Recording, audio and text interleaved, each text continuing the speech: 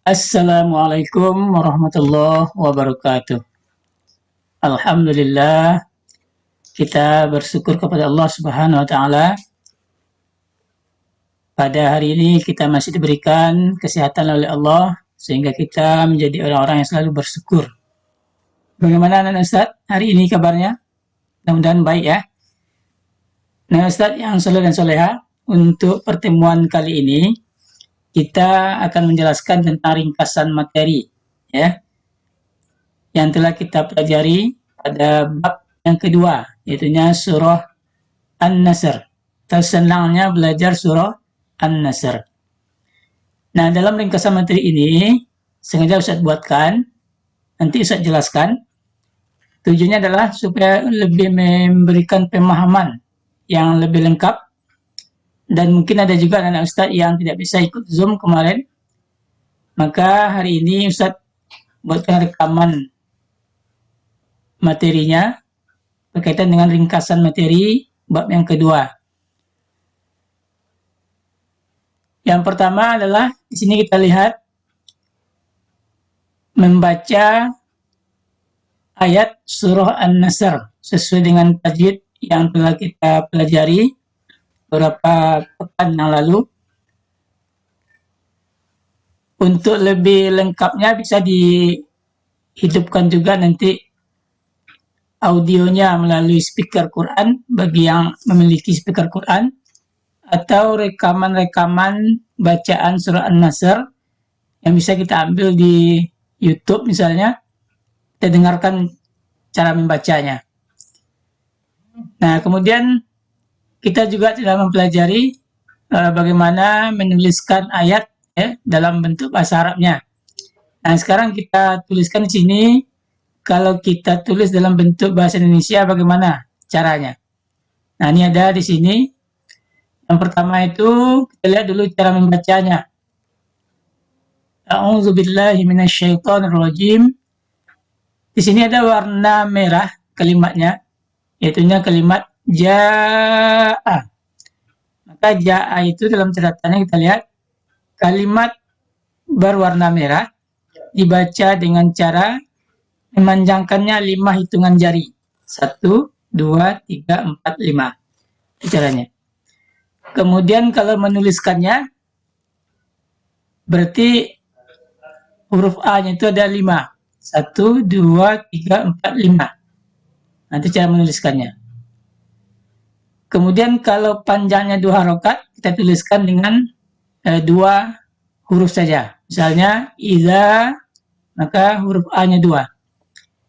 Kemudian selanjutnya, ayat yang kedua, ini ada yang berwarna biru, ya. Wa ra'aitan nasa. Nah, nun yang pakai huruf tanda tasydid itu. Kemudian ayat ketiga juga ada nun yang pakai tanda tasydid, maka dibaca gunnah, ya, baca gunnah atau dibingungkan atau dilamakan, ditahan, dilamakan baru dilepaskan. Nah, cara menuliskannya didabelkan hurufnya. Misalnya wa ra'aitanna. Nah, di sini ada huruf nunnya atau n itu didabelkan menjadi 2. Wa ra'aitan nasa. Begitu juga dengan ayat ketiga, innahu. Inna. Kita lihat inna, nunnya atau n itu diduakan.